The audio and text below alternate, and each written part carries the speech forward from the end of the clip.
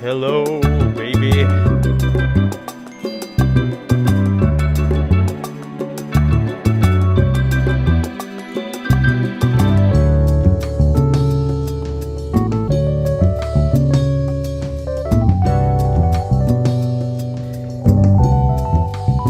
Hello, guys and beans. Guys and beans? That's right. Wait a minute. Yeah, guys and beans. Welcome. Like from Fall Guys? Oh, are That's they true. beans? Yes, they are. Yeah. That is BEA, and S. And here's the thing: I worked on that campaign, one of the campaigns, and here's a little insight here. This is not like a thing. Is this lore?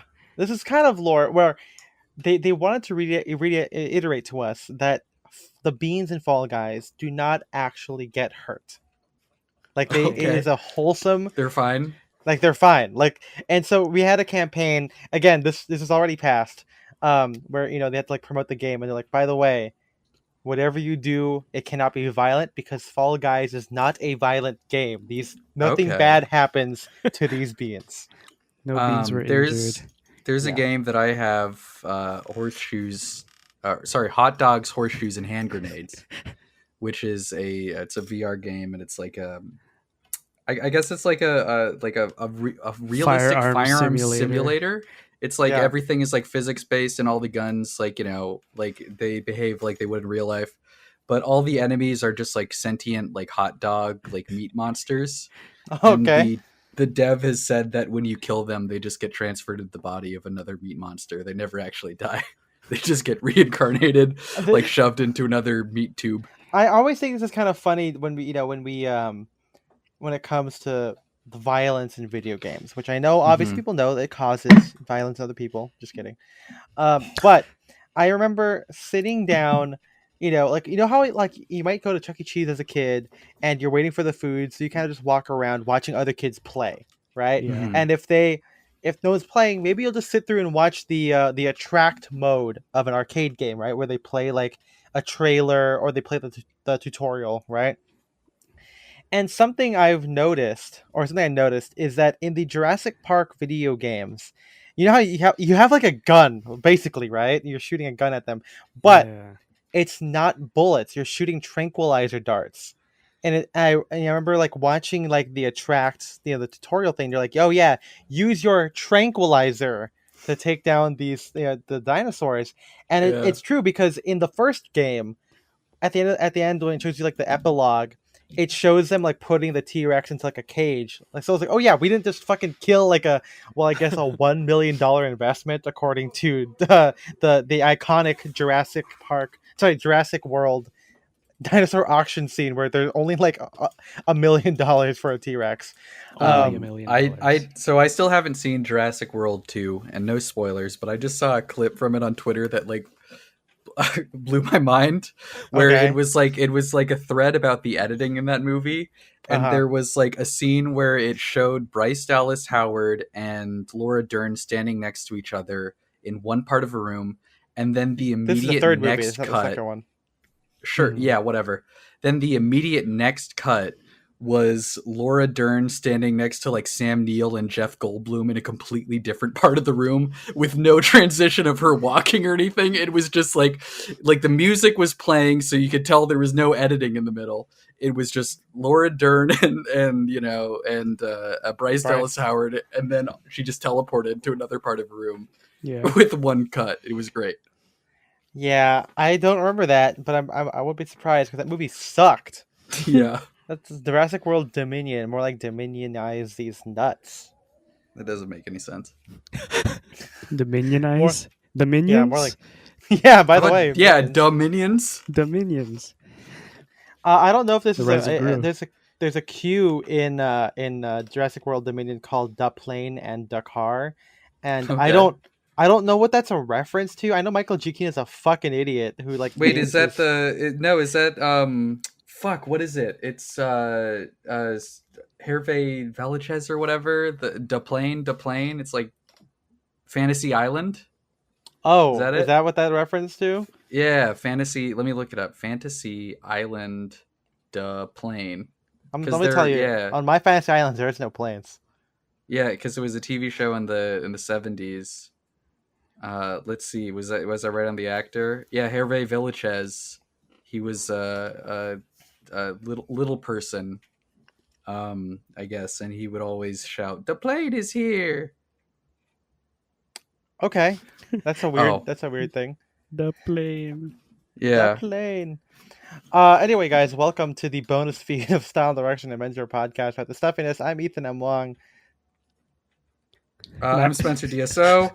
And I'm MJ. Welcome, everybody. Are you looking at some planes and Dakars? Yeah, I'm looking at planes right now. I just love planes. And Oh, man. trains. Automobiles.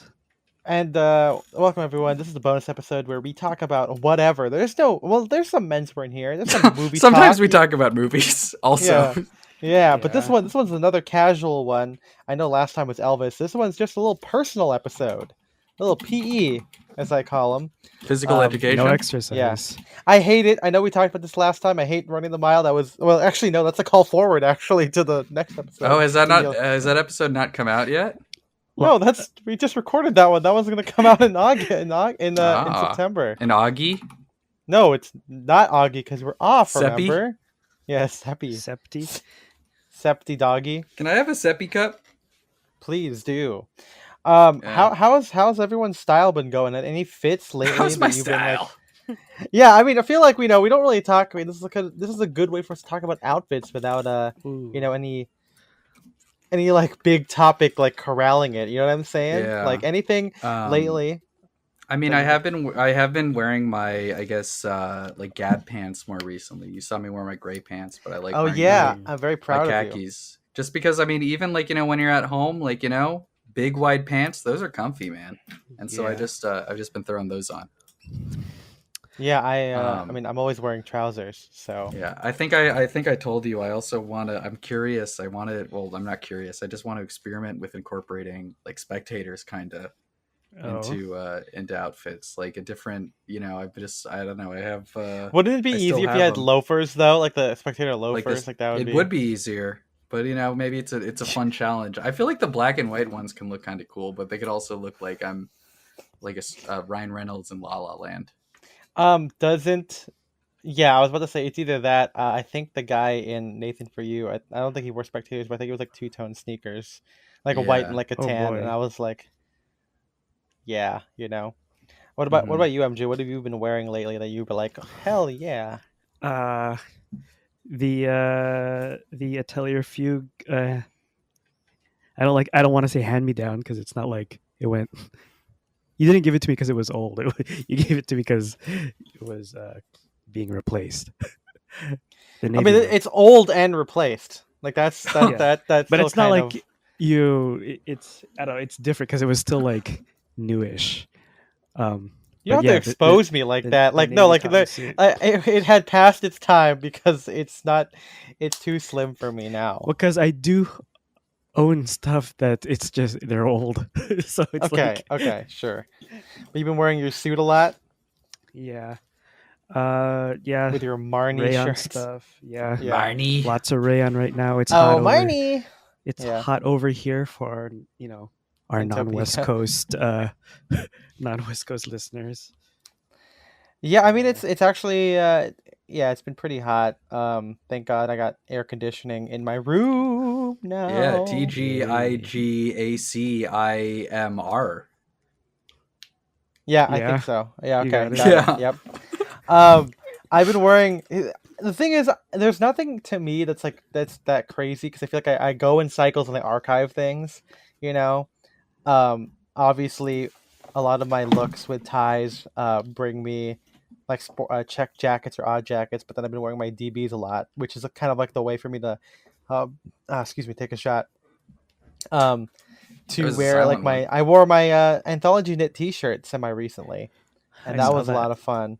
Wore that with my green Atelier Fugue suit. Just been wearing DB. I wore like DBs like a lot. Obviously, they're just so good. I mean, listen to our episode. We did a whole episode about them. And yeah, I mean they're like, I saw Doug recently, and when he hung out with me, he wore a suit. He had like a date night like after me, and so he wore his DB. And he's been collecting Picasso T-shirts recently, which is Hmm. I'm not trying to like I'm sorry, Doug, that I'm like sharing your steez with people. But there is like 90s Picasso I guess it's kind of like Dali ties, except they're like 90s t-shirts Hmm. instead, but they're really good. I don't know how expensive they are. I'm gonna do a quick check quick A QC Quibi? Quibi. I'm R.I.P. looking at Picasso vintage t-shirt. Let's see here. Yeah, they're like $80 a pop. That's a lot. Okay. But I mean, Whoa. they're kind of cool. Yeah, they And are cool. again, this always goes back to me like looking up a John Williams t-shirt, of which there are appropriately not any John Williams t-shirts, and a couple of Leonard Bernstein ones. But yeah, he's been wearing that with some DBs, and I'm like, hell yeah, brother. Um, That is nice. I'm looking at these now. I like these. I also feel like it wouldn't be hard to replicate these, you know? like I mean, um you could technically draw. I mean, hey, no offense to Picasso over here, but you could draw. I could You do could, that. yeah, You can draw make your some own cubes. one of one, huh? Yeah. Yeah.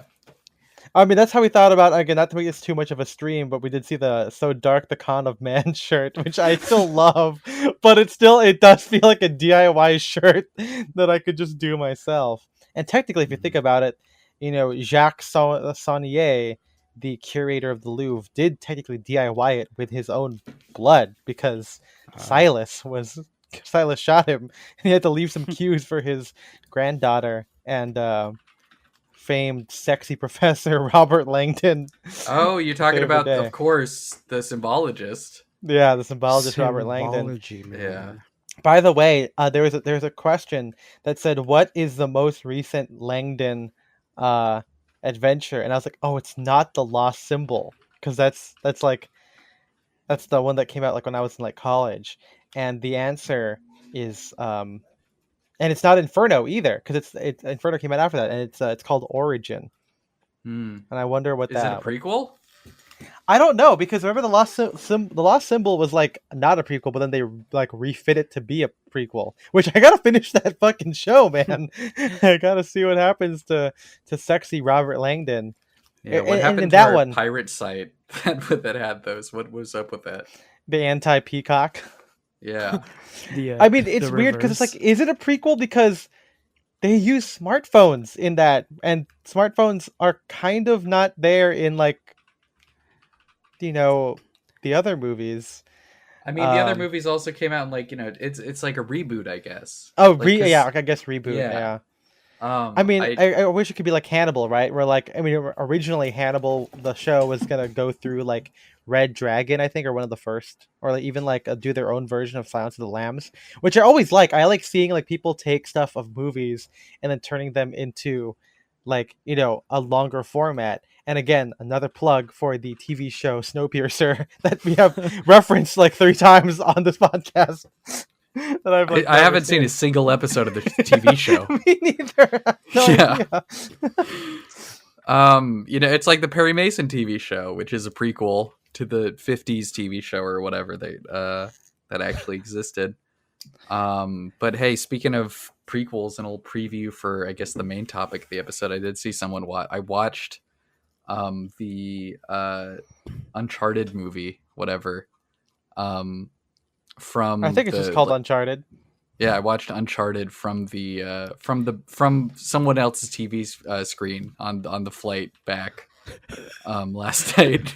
Yeah. Which I think that has to be a prequel, right? Because of course Tom Holland is a little baby boy, and then Mark Wahlberg is an old man with a mustache. So Yeah. Yeah. Yeah. that's kind of doing the same thing. Where Okay, it's, where yeah. it's I mean, like all video game movies, it's just like loosely based on the actual like game. So I gotta say, I saw some questionable CGI and green screen in that movie.